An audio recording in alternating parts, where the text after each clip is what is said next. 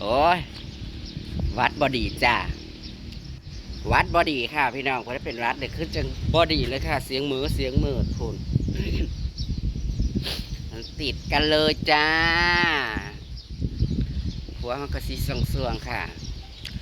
กราบสบายดีพี่น้องจ้าพอแมนสวัสดีนะคะวัดมันบอดีค่ะเอาสบายดีกันแล้วกันเมื่อสุขพี่น้องวันเสาร์พี่น้องวันนี้กันสิไปงานก่อนนะคะตื่นเช้ามาก็แต่งตัวจะไปงานแต่ว่าสภาพเสียงเว้ากับมือเหมือดด้วยเดี๋ยวนี้นะถ้าพวกไม่นั่งกันมาเอาป่าไปให้แม่บาซ้อนอยู่ยังพอมาอยู่ครับเพิ่นมาแล้วก็สิไปงานแล้วก็สิไปน้ำลังเพิ่นไปกินกระปุ่นกระปาดไปงานพอแหละแต่ว่าไปมื้อนี้ไม่ส่งค่ะกินอะไรไม่ได้แล้วแหละรู้จักสภาพเสียงไงเด็กใส่หลอดสุดไม่น่าจะกินอะไรบริษัทจะได้ม้วนได้ซื้อน้ำมูดอกแค่นี้แหละยังไม่อืดผักบุญไปนั้นต้องพื้นอีกให้แต่งานวันนี้อากาศลมพี่น้องเอ้ยลมแห้งจ้าลมแห้งอีกกว่ามือวาน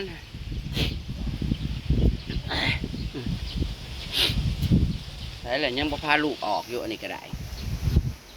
บ่พาลูกไปบ่สิมาพักยังอยู่นี่ไปมา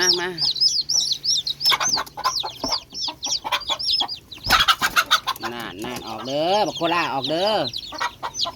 โคล่ามันเตะมึงเด้อโคล่ามึงแลนมาน้ำกูหยังอย่าโอ้ยเฮ้ยมันสิเตะนี่บึงแน่นอนลมนะพี่น้องเอ้ยโอ้มึงแลนเข้ามาไกลมันสิเตะมันสิบินใส่หัวมึงอ่ะมันไปแล้วนะลูกจักโต6 7 โตนั่งอันนี้ก็กำลังออกเอ้ยบอหรือยามาใกล้โคล่าไข่เอ็นเป็ดกาบน้ำมันเจ็ดดอกไม้เขาก็บอนี่ทักษิออกจักโตแต่พอ3 4 โตบุ๊บโอ้ยโคล่าเขามึงญาติมึงมาเห็นหยังเอาไปได้ไหมมันสิเตะเพิ่นเอาได้ไหมเอาเล่นเลยเล่นนะเมื่อตอนนี้เขาก็ไม่เอาไปด้วยหรอกไม่ไปเบิ้งสิเขาไปเบิ้งน้ำเป็ดนี่โอ้ยเนาะโคละมึงนี่มักจ้องเสือผ่าหน้าแพ้ลีใด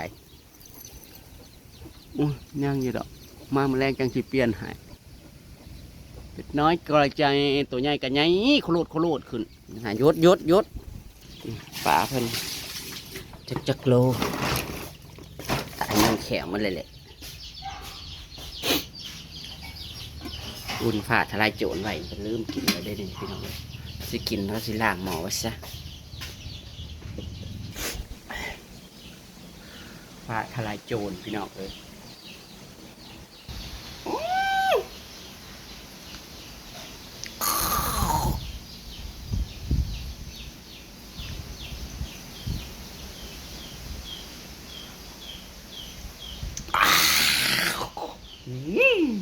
คือขมคอผมจะขนลุกแต่แม่นด้านผ้ากันมาเนาะพวกนางงามนี่ชุบเพิ่นว่าอะไรวะสิไปตั้งแต่8 โมงแล้วสิไปเฮ็ดเมียงขับปุ่นซอยลาวเท่าปัจจุบันยังประมาอยู่ตัวแล้วขนาดนั้นจะ10 โมงแล้วนี่ก็รอนั่งชุบเพิ่นมาเอาป่าแล้วกันสิไปงานข้าเจ้านี่นะพี่น้องงานบุญ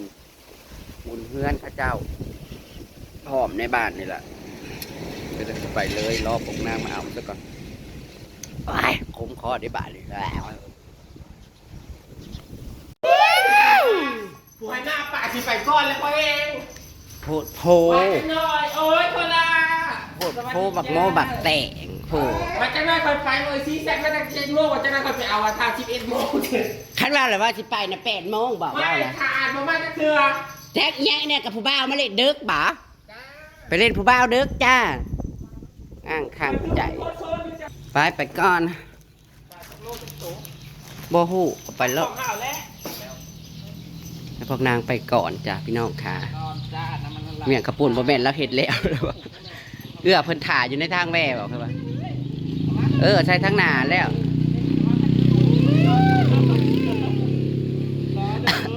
คนละไปก่อนนะจ้า จ้าอย่าพากินหมดนะ จ้ามือนี่เป็นผู้ใจยังหินนะเจ้าคือ โอ้ยอ่างทางใจโอ้ยเนาะอันจักแม่นมักแงะมักแคะได้บักอันนี้ยูมันดีดูอันนี้สิไปทานไปโม้สักกันพี่น้องโม้บุญข้าเจ้าสักกันดอกไม้ก็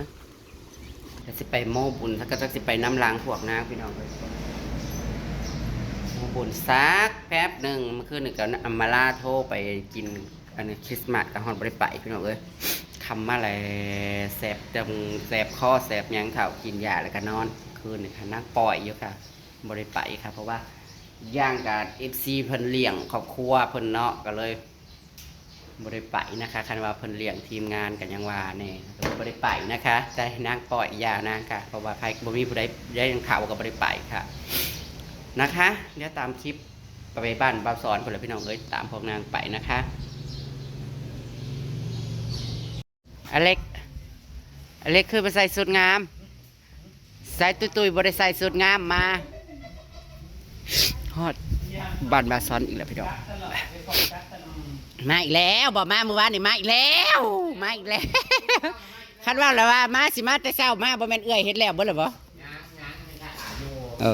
ขาดแต่ตกบีอยู่ เอาว่าละจกบีนายเข้ามาแล้วได้เห็นจกบีโอ้ยบุญกันสร้างมืดๆเกิดกาดนี่เด้ มีแต่ชุ่มบ้าขอว่าเขาก็ได้คอยนำมารุ่นมาเฮ็ดสารเจ็บมารุ่นทานเลย มันสิได้กินกินเบียร์ได้ม่วนน้ำมันน้ำเมืองหมู่บ่เนาะเล็ก เป็นได้เดี๋ยวนี้เนาะ โอ้ยเมื่อวานนี่ก็จะบ่ได้ไปหานางอำมาลาแล้ว ป่วยเลย อยากเฮ็ดหน้าใดอันนี้น่ะ เห็ดผม อยากเฮ็ดผมโอ้โหยแม่ตุ้ยก็บ่เอาวิกผมมาให้แม่โอ้ยยินดีด้วยค่ะก็ได้ลูกสาวมาบอกว่าแม่ตุ้ยเฮ็ดให้ดู อยากเฮ็ดผมบ่จะอยากเฮ็ดผมแล้วนี่จะอยากเฮ็ดผมปรับขึ้นในลิซี่นี้ เจ้าว่าเฮ็ดก้อนน่ะเรางามเหรอเจ้าจะเป็นบ่ผู้หญิงคือเราสบายดีเลย เฮ็ดหน้าใด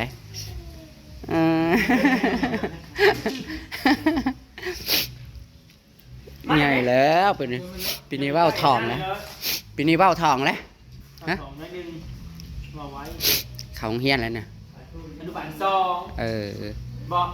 ไปหาอินได้ไหมว่าเดี๋ยววันนี้เฮ็ดมากินมาหน่อยไหม ก็แว่ในงานเฮือนหมักเตยเด้ในเฮือนหมักเตยนั่นเด้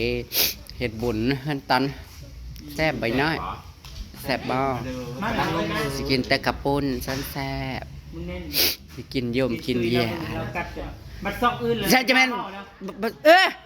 ซอกตัวเองนะมาใช่แรกแล้วก็เว้า อืม ยอด เว้า ย่ามันนี่ซอกผู้อื่นนะ ซอกอื่น ตนนี้ก็หิวน้ำ ส่องอื่นก็บ่เว้านั่งกันยังวะ มันเสื่อมใช่ไหมเสื่อมเชื่อ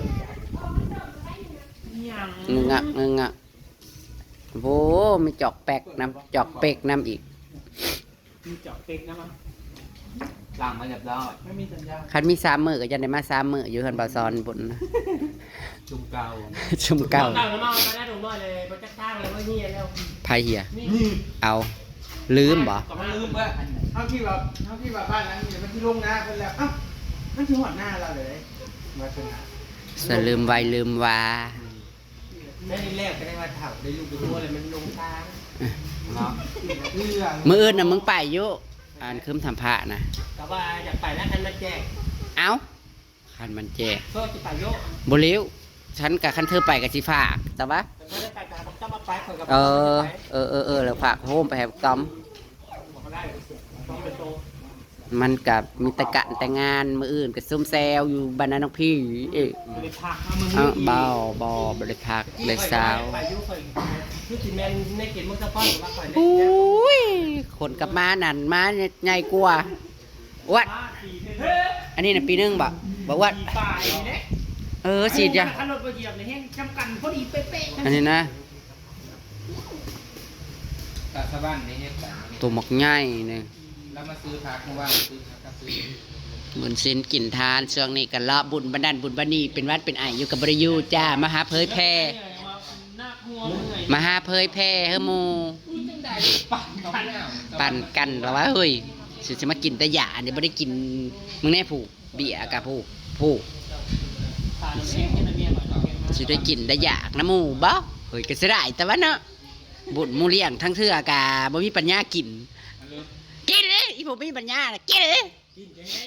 เมื่อเลย ให้มันแจ้ง กินกับไปบ้านเฮาหมูเฮ็ดสิเป็นแน่เป็นวัดเป็นไหน กินเอา กินกับไปแล้วลูกๆน้ำบดคืน ตัวเองเลยรูปแล้วเป็นนั่นเป็นนี่แสบผู้ดังเลยก็เบิด กินกับ คืน ไปแล้วหมูแล้วลูกๆบดคืน กินกระปุ่นนะ กินกับปุ่นยำได้ลูก โอ้ยมาแรงน่ะสิเฮ็ดผมยาวสลวยแล้วนี่เนาะอเล็กใส่สุดสีใดจ้ะสิใส่สุดสีหยัง ใส่ชุดบ่ละเดี๋ยวชุดให้นั่นชุดคือลาวนั่นเอาบ่ เอาบ่เพราะว่า